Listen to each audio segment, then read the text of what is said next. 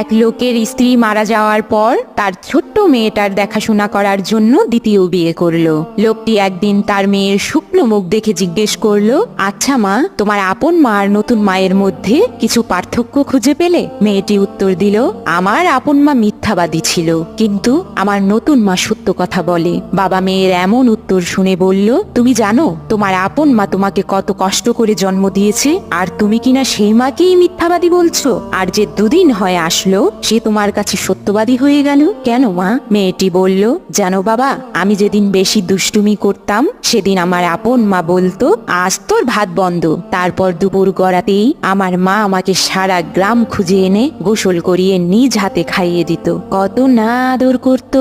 কিন্তু আমার নতুন মা, সেও বলে আমি বেশি দুষ্টুমি করলে আমার ভাত বন্ধ, কিন্তু সে যা বলে তাই করে। আজ দুদিন হলো আমি কিচ্ছু খাইনি, আমার খুব খিদে পেয়েছে বাবা।